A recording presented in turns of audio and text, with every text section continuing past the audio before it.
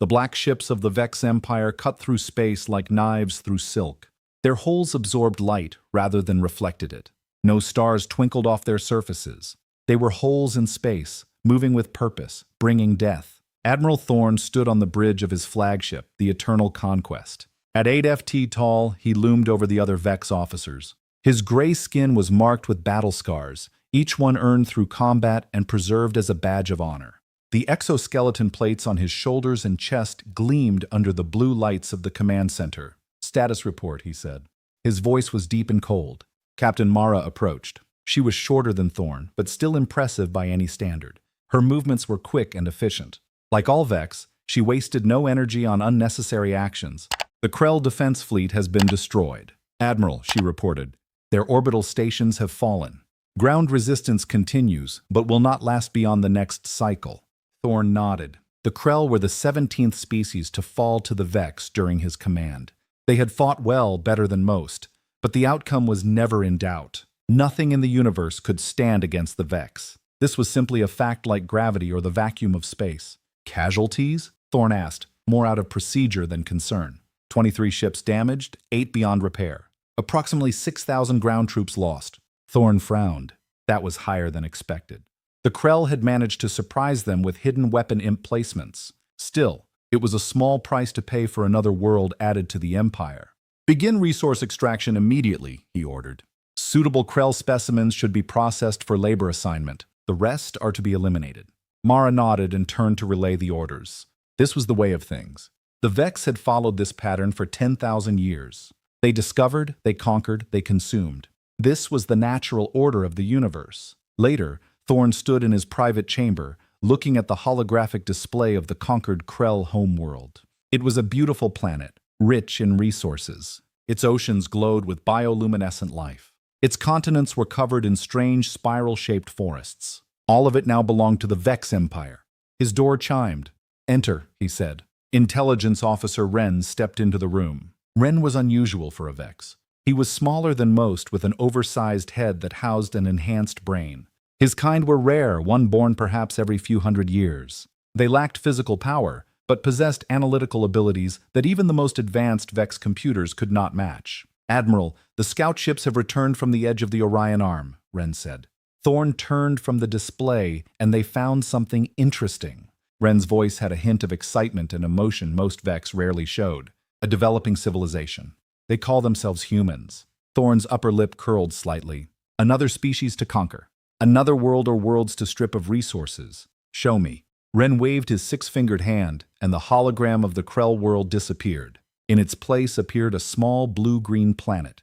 "Their homeworld, they call it Earth," Wren explained. "A water world with 7 continents, oxygen atmosphere, gravity slightly lower than our standard." The image zoomed out to show a star system. 1 sun, 8 planets, several dwarf planets, and asteroid belts. "Their level of technology?" Thorne asked. "Early space age. They have colonies on their moon and neighboring planet, small outposts on several moons of their gas giants. They've sent primitive robotic probes beyond their system, but their fastest ships would take decades to reach even the nearest star." Thorne grunted. "Primitives? Then hardly worth his personal attention." "The interesting part," Wren continued, "is their history." The hologram shifted to show images captured by the scout ships. Humans building cities, humans fighting wars, humans creating art, humans exploring their world. They've only had industrial technology for about 300 years. Wren said before that they were using animal power and simple machines, but look at the rate of advancement. The images flashed faster. Horse-drawn carriages became steam engines. Propeller aircraft became jet engines. Vacuum tubes became microchips. Rockets became space stations. "No other species we've encountered has advanced this quickly," Wren said. "From their first powered flight to landing on their moon took them less than 70 years. Thorne frowned. That was an unusual but ultimately meaningless. "Are they a threat?" Wren hesitated. "No, their weapons are primitive. Nuclear fission, early fusion, basic energy weapons. Their ships have minimal shielding, but what? Their psychology is different. They fight constantly against their environment, against each other. They've had thousands of wars in their short history. Their literature is filled with stories of struggle against impossible odds. They seem to enjoy challenge." Thorne laughed, a harsh barking sound rarely heard from a Vex. "All species fight when they must. All species surrender when they should. These humans will be no different. Ren didn't look convinced. There's something else. They're highly adaptable. Their planet has environments ranging from Arctic to desert to tropical, and they've colonized all of them. They can survive temperature ranges that would kill most species. Enough, Thorne said, waving a dismissive hand. Prepare a standard conquest plan. I will assign Captain Dav to lead the operation. With respect, Admiral, Ren said, I believe this species warrants more study before more study. Thorne's voice dropped dangerously low. Are you suggesting that these primitives might pose a challenge to the Empire? Ren looked down. No, Admiral. Good, because that would be absurd. Thorne turned back to the hologram, studying the blue-green world. 17 worlds have fallen to me alone. Hundreds more to the Empire before I was born. These humans will join the others, either as slaves or as extinct curiosities. Ren bowed and left the chamber. 3 standard cycles later, Thorne stood again on the bridge of the Eternal Conquest. The massive dreadnought was leading a fleet of 100 ships toward the edge of human space. It was larger than necessary for such a primitive species, but Thorne believed in overwhelming force. It prevented resistance, which prevented waste. Captain Mara approached her face, showing unusual concern. Admiral, we've received a transmission from Scout Squadron 3. What is it?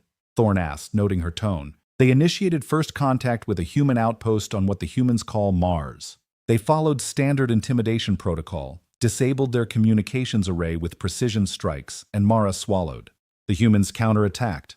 They destroyed 3 scout ships before the squadron commander retreated. Silence fell on the bridge. No Vex ship had been lost in a first contact scenario in over 2,000 years. Impossible, Thorne said finally. Our scout ships are superior to anything these humans could possess. The squadron commander reports that the humans used unusual tactics. They appear to have sacrificed several of their own ships to create openings for their attack vessels. Thorne's eyes narrowed. Sacrifice was not a concept the Vex understood. Well, why would any commander throw away resources? It changes nothing, he said after a moment. Prepare the fleet for full combat deployment. I will lead this conquest personally. As the fleet accelerated toward human space, Thorne looked at the tactical display, showing Earth and its colonies, such a small territory, such a young species. How could they possibly stand against the might of an empire that had conquered hundreds of worlds over 10,000 years? Nothing in the universe had ever made the Vex afraid. That was about to change. Captain Reed of the Earth Defense Force stood on the bridge of the Defiant, his eyes fixed on the main screen. 6 unidentified vessels had entered the Mars defense perimeter 10 minutes ago. They moved like nothing he had ever seen before. Smooth, silent, and impossibly fast. Any response to our hails? Reed asked. He was a tall man with dark skin and a closely trimmed beard. 20 years in space had left him with a calm that younger officers envied. Lieutenant Park shook her head. Nothing, sir. Reed frowned. First, contact protocols were clear. Establish communication. Show peaceful intentions but never appear weak. Humanity had learned through centuries of its own bloody history that weakness invited aggression. Send another message, Reed ordered. All frequencies, all known formats. Make it clear we mean no harm, but this is restricted space. Park nodded and began transmitting. The bridge crew waited, tense but disciplined. The response came without warning. 2 of Earth's communication satellites exploded in silent bursts of light. They fired on our comm array, Park shouted. Reed's face hardened. So that's how it's going to be. Sound General Quarters launched defense squadrons in form. Earth command that we have hostile first contact. Alarm klaxons wailed throughout the ship. Reed watched as his small fleet of 20 ships moved to defensive positions. They were mainly patrol vessels, lightly armed but fast against the strange black ships. They looked like toys. Sir, Park said, her voice tight. Earth Command says reinforcements are 8 hours away. We are authorized to engage under Defense Protocol 7. Reed nodded grimly. Protocol 7, last line of defense, no retreat. All ships, he commanded, execute maneuver Thermopylae. Commander Esch of the Vex Scout Fleet watched with mild interest as the human vessels began to move. Their formation was unusual.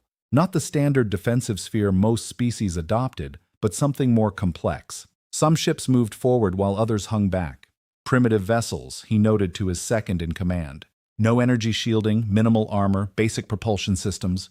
They are changing formation, his officer replied.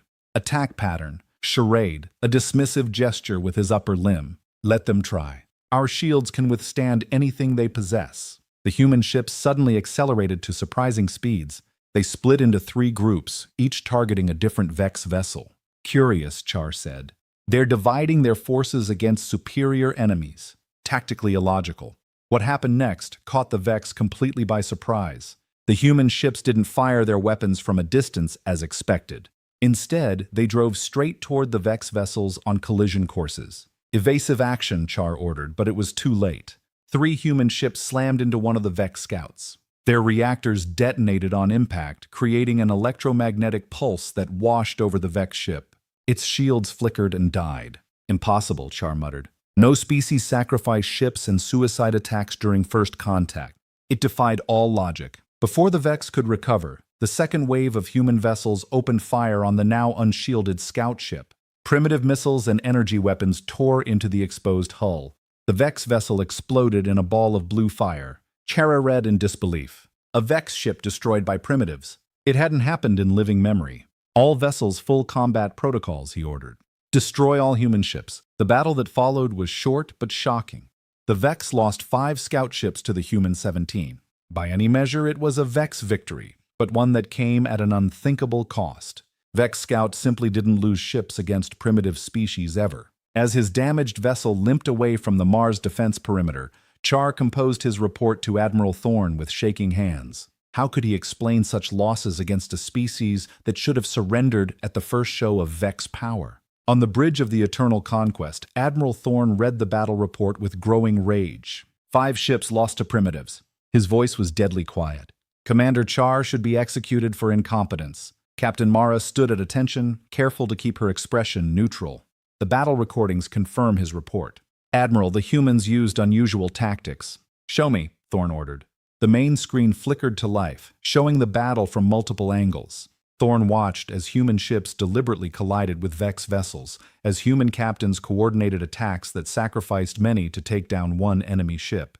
As damaged human vessels continued fighting long after most species would have surrendered, Intelligence Officer Wren stepped forward. If I may, Admiral, Thorne nodded stiffly. I believe we are witnessing something unprecedented, Wren said. These humans do not respond to intimidation as other species do. Our standard conquest approach may be ineffective. Nonsense, Thorne snapped. They caught our scouts by surprise with unconventional tactics. It will not happen again. Wren hesitated, then continued. I have been analyzing their communication patterns during the battle. Their language contains concepts that are difficult to translate. They speak of courage, sacrifice, and duty in ways our language has no words for. All species have similar concepts. Thorne dismissed. Not like this, Wren insisted. When a human ship was damaged, the captain ordered his crew to abandon ship. Then he remained behind to pilot the vessel into one of our scouts. His final transmission was for Earth and all humanity. He sacrificed himself deliberately. Thorne frowned. Self-sacrifice for the collective was not unknown among some hive species, but those were driven by biological imperatives. These humans appeared to choose sacrifice through some incomprehensible reasoning. It changes nothing, Thorne declared after a moment. Prepare the fleet for full assault. We will crush their main defenses in a single attack. Then they will understand true power and they will surrender like all the others. But doubt had crept into his mind, a sensation so unfamiliar that he barely recognized it. On Earth, the Defense Council gathered in an underground bunker beneath the old city of Geneva. 12 men and women seated around a circular table representing the unified governments of humanity. General Hayes, head of the Earth Defense Force, stood before a holographic display showing the battle at Mars. Her face was grim but determined.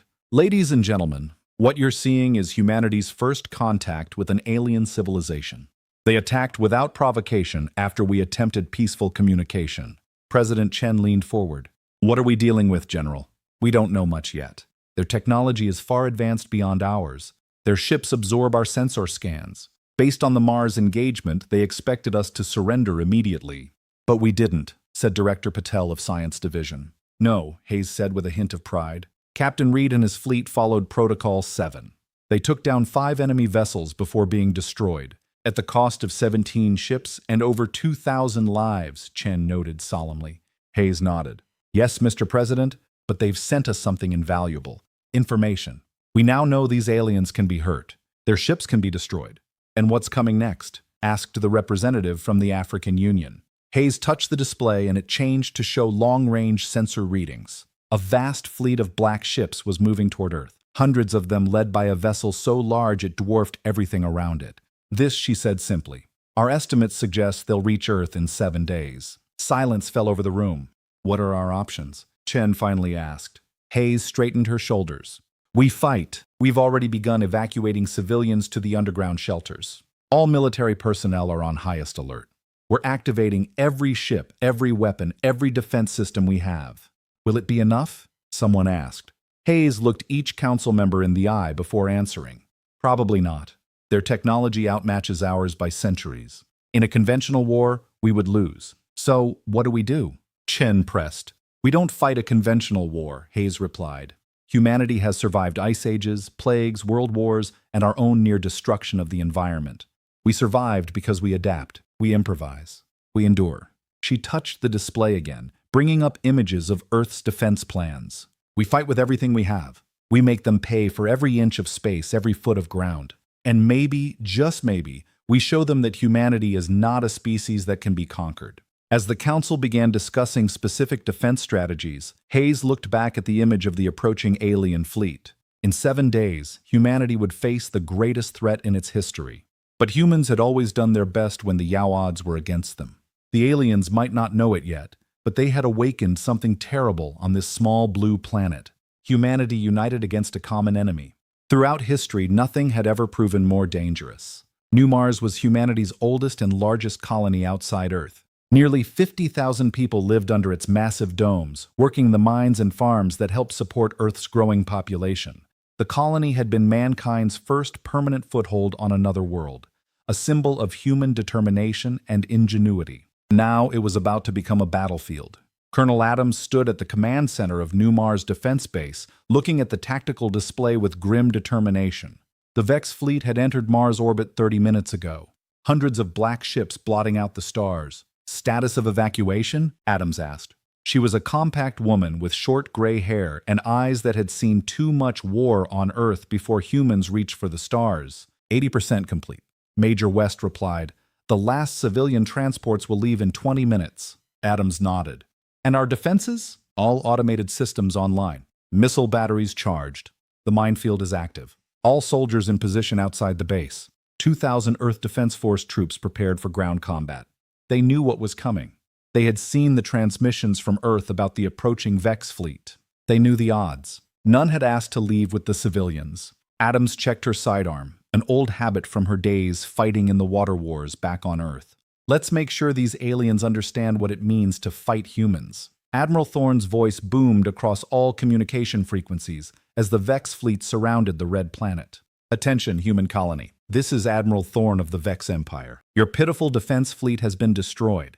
Your homeworld will soon fall. Surrender now, and some of you may live as servants of the Empire.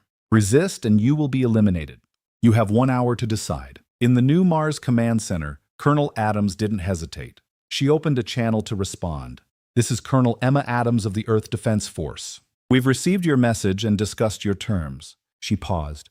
Our answer is, come and get us, you overgrown cockroaches. She cut the transmission and turned to her officers. That should piss them off. Major West couldn't hide his smile. Yes, ma'am. On the bridge of the Eternal Conquest, Admiral Thorne's face darkened with rage. Cockroaches? He snarled.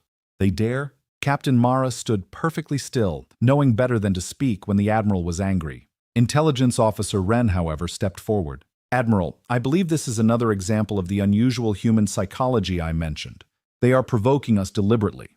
Then they will learn the cost of such insolence. Thorne growled. Begin the landing. Standard conquest pattern. Level their major structures. Kill any who resist. Wren cleared his throat. If I may suggest, Admiral, perhaps we should adjust our standard approach. These humans have already demonstrated enough.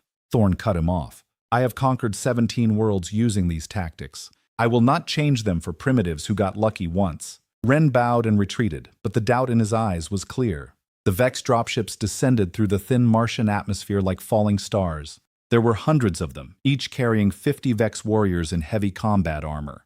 The first wave targeted the main colony dome, expecting to crush resistance quickly and establish a beachhead for the main invasion force.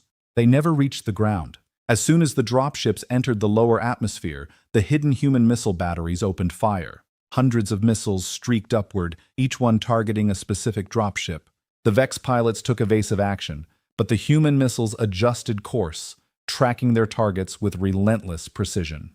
30 dropships exploded midair, the rest scattered, their neat formation broken. On the bridge of the Eternal Conquest, Admiral Thorne watched with growing disbelief. How did they acquire targeting locks through our stealth systems?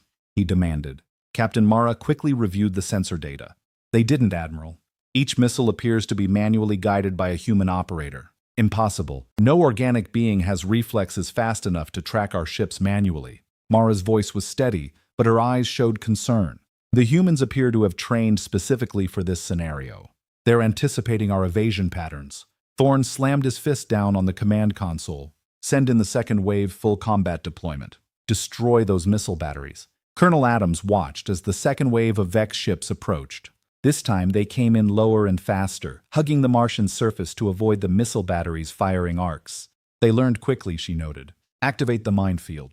Major West pressed a sequence on his console. Across the dusty Martian plain surrounding the colony, thousands of hidden explosives detonated. The approaching Vex ships flew directly into a wall of fire and shrapnel. More ships fell, but many made it through. The first Vex troops touched down on Martian soil 2 miles from the main colony dome. Adams nodded to herself. It was time for Phase 2. All ground forces engage as planned.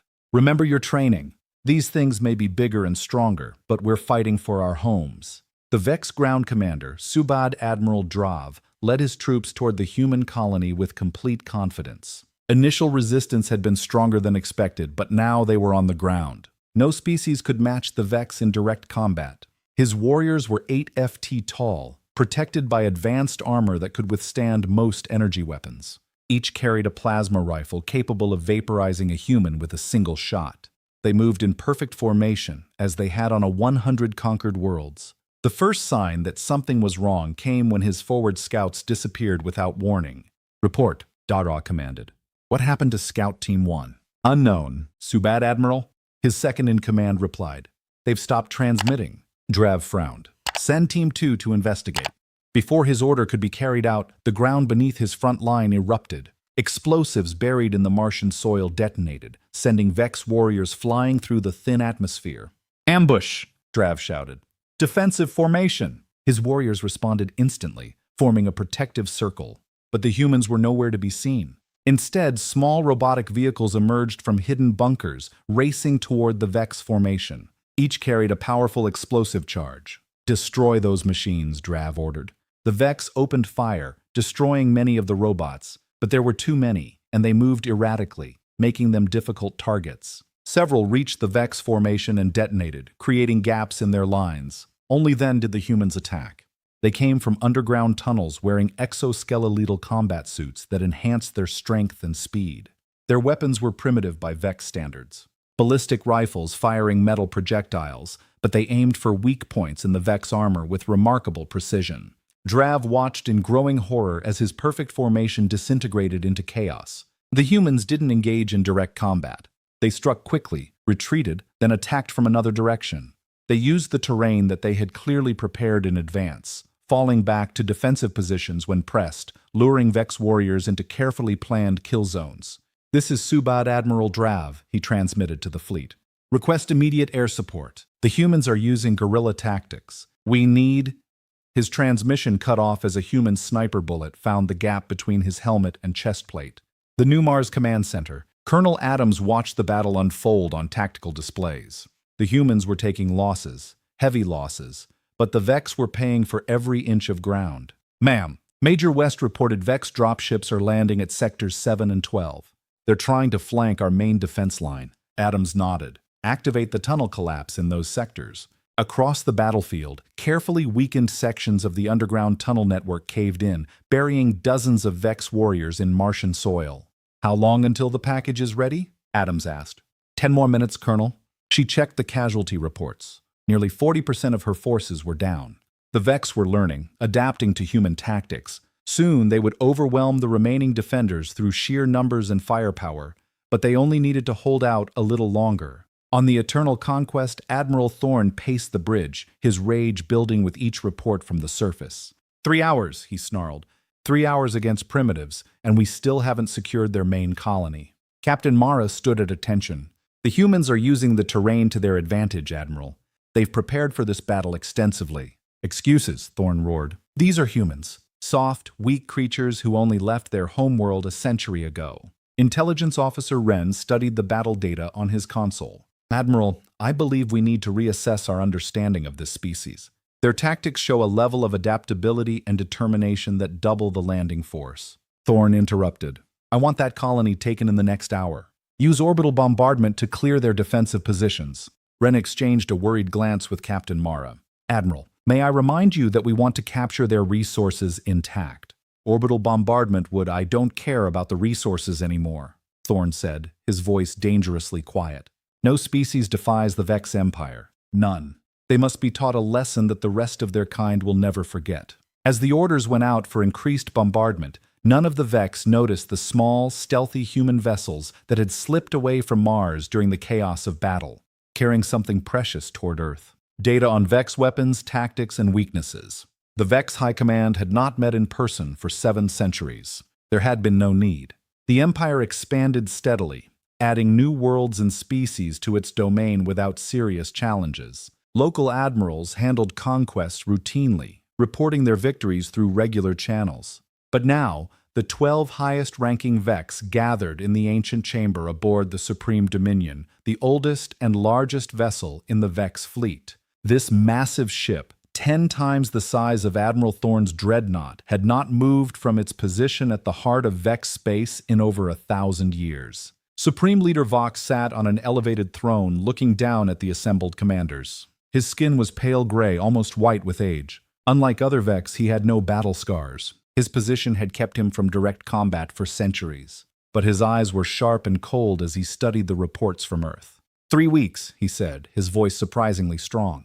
3 weeks and we have not conquered a single human world completely. Explain this failure. Admiral Thorn stepped forward as the commander of the Earth invasion fleet. The failure was his responsibility. Supreme Leader, the humans are unusual. They fight with tactics we have not encountered before. Unusual? Vox's voice dripped with contempt. They are primitives. Their technology is centuries behind ours. Their bodies are weak.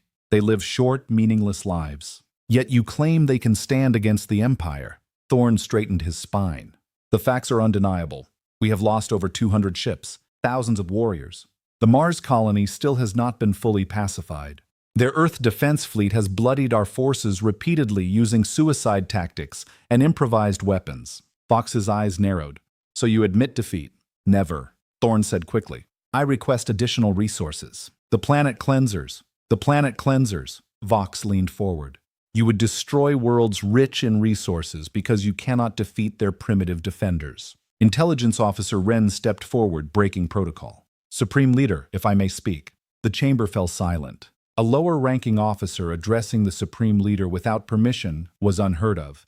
Vox studied the small intelligence officer for a long moment. Speak. The humans are not like other species we have conquered, Wren said. They do not follow predictable patterns. They adapt rapidly. They sacrifice willingly. Most concerning, they view defeat as temporary. Explain, Vox commanded. When we destroy their ships, they build more. When we take their territory, they retreat and plan counterattacks. Even when completely outmatched, they continue fighting. Wren activated a holographic display showing battle footage. This is from the Mars colony. The display showed human soldiers, clearly injured, continuing to fight until they could no longer move. It showed civilians turning common tools into weapons. It showed children helping to set traps for Vex warriors. They have a concept they call hope, Wren continued. It seems to grow stronger the more we push them. They believe they can win even when all logic says they cannot. Vox's face remained impassive, but his eyes showed something rare for a Vex uncertainty. Admiral Krell, commander of the Eastern Fleet, spoke up. This is absurd.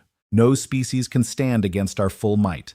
We should commit the entire fleet, crush their homeworld, and end this. I agree, said another admiral. Destroy their centers of population. Break their will to resist. Wren shook his head.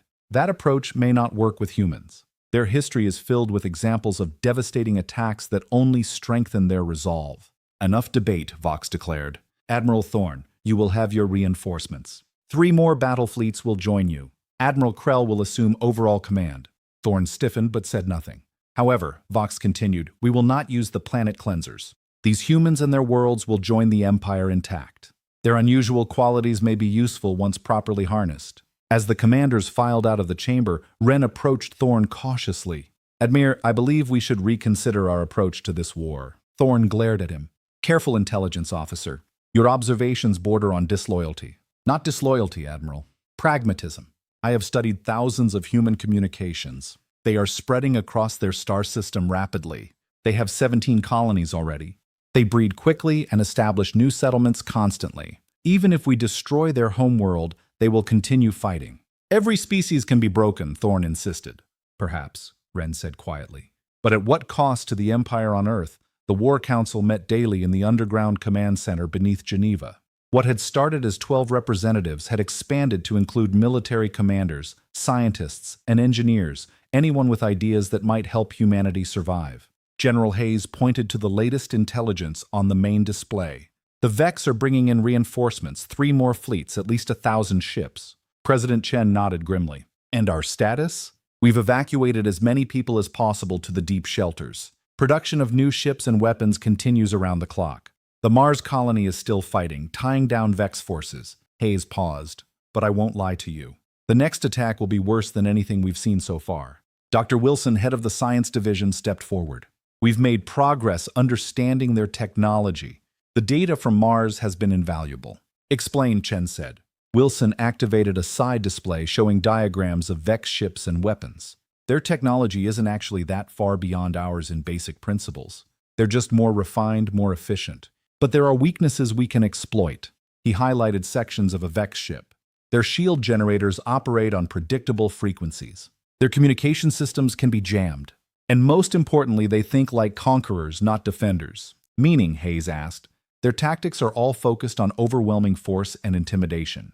When those fail, they don't adapt well. They just use more force. Wilson looked around the room. They've never had to fight a defensive war. They don't understand what it means to fight for survival. Hayes nodded slowly. So we hit them where they don't expect it. Exactly. Wilson said, they expect us to defend Earth with everything we have. So instead, we take the fight to them. President Chen frowned. How? Their ships outgun ours 10-1. Colonel Reeves of Special Operations stood up.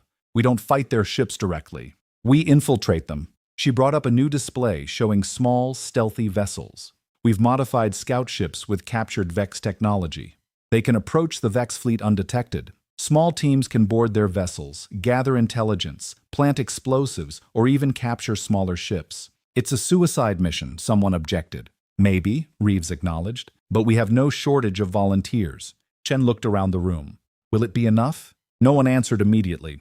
Finally, Dr. Wilson spoke by itself. No, but it's part of the larger strategy. We don't need to win this war conventionally. We just need to make it so costly that they decide we're not worth conquering. Hayes nodded in agreement. Exactly. Every day we hold out, we learn more about their weaknesses. We adapt our weapons and tactics. We become stronger while they grow frustrated. And if they decide to simply destroy Earth rather than conquer it, Chen asked quietly. The room fell silent again. Then humanity continues, Hayes said firmly. Our colonies grow stronger every day. Mars still fights Europa, Titan, the asteroid bases. Even if Earth falls, humans will survive, and someday we'll take our home back. Chen studied the determined faces around him. 3 weeks ago, these people had been politicians, career military scientists focused on peaceful exploration. Now they were fighting for the survival of their species. And somehow, despite everything, they still believed they could win. As the meeting concluded, he pulled General Hayes aside. The special project. How close are we? Hayes glanced around to ensure they weren't overheard.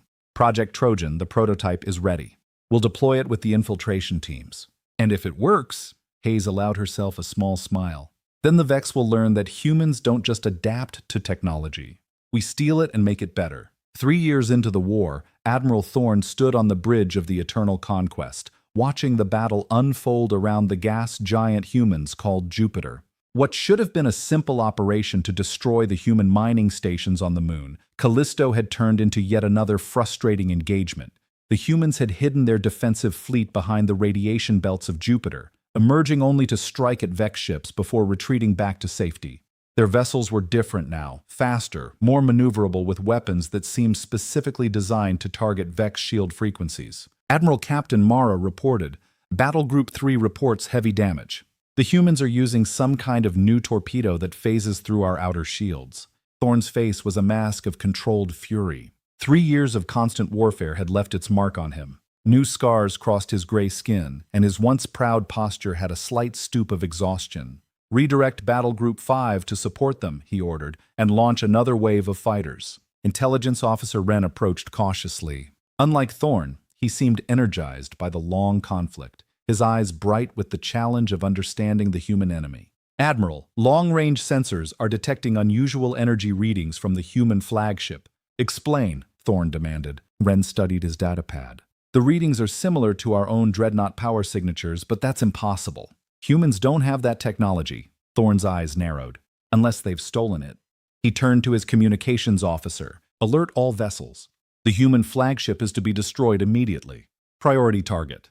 But the warning came too late. The human vessel Defiance, twice the size of any previous human ship, emerged from behind one of Jupiter's moons. Its hull gleamed with an odd light-absorbing material that looked disturbingly similar to Vex technology. Instead of the usual human weapons, it fired beams of concentrated energy that cut through Vex shields as if they weren't there.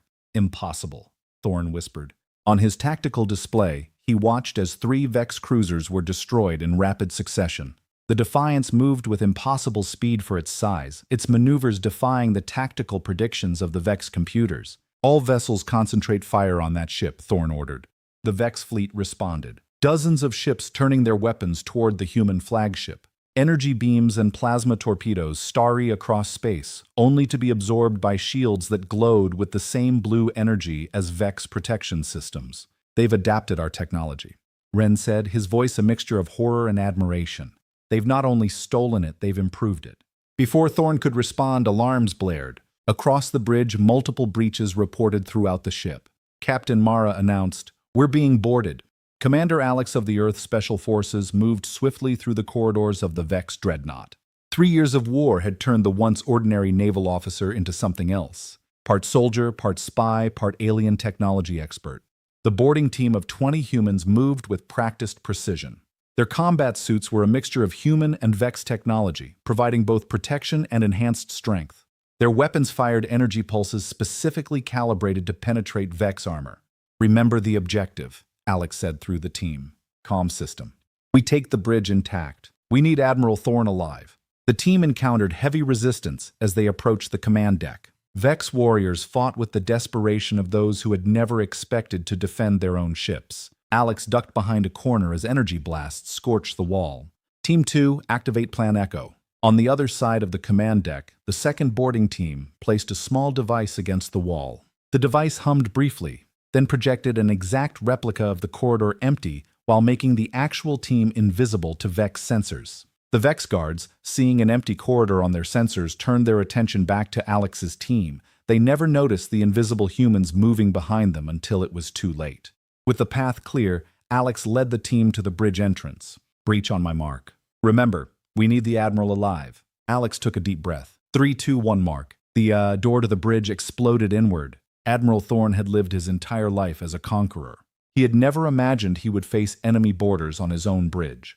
Yet here he stood, surrounded by human soldiers in armor that incorporated Vex technology, their weapons trained on his command crew. A human stepped forward, removing a helmet to reveal a face with determined eyes and a scar running from temple to jaw.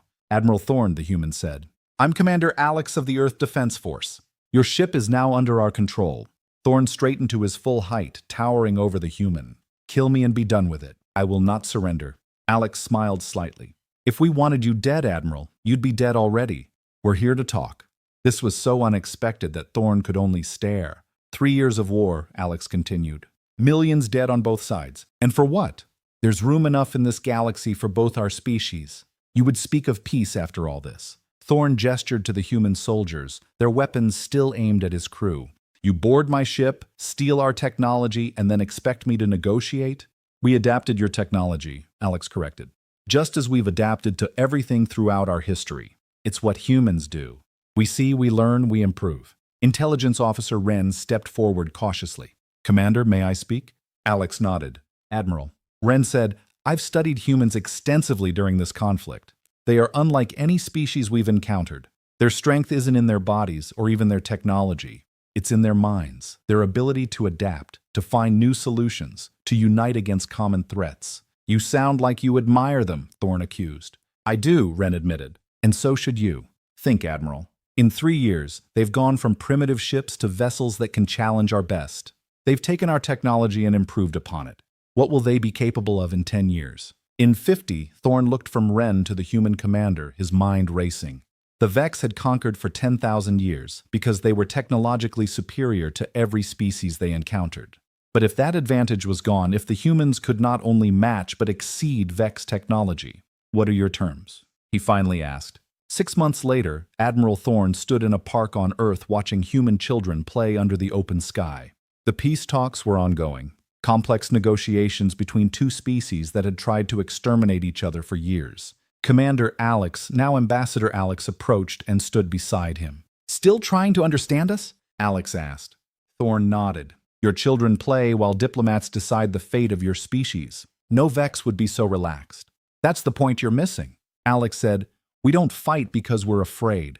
We fight because we want our children to be able to play without fear. Every human you see here knows the war could restart tomorrow, but we refuse to live as if it will. Hope, Thorne said, remembering Wren's reports. Your irrational belief that things will improve despite evidence to the contrary. Alex smiled.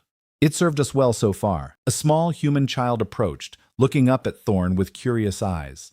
The Admiral tensed, still uncomfortable with civilian interactions. The child held up a drawing, a crude representation of a Vex ship and a human ship side by side rather than firing at each other. For you, the child said simply before running back to join the others. Thorne looked at the drawing, then at the playing children, then at the blue sky above. For the first time in his long life, he considered a universe where strength came not from conquering, but from creating, where different species might actually benefit from each other's differences rather than fighting to prove superiority. Your Vex Empire has stood for 10,000 years, Alex said quietly. Imagine what we might build together that could last even longer. Thorne carefully folded the child's drawing and placed it inside his uniform. Together, he repeated, testing the word. It felt strange, but not entirely unpleasant. As they walked through the park, Thorne realized that the Vex had feared nothing in the universe until they met humans. The war,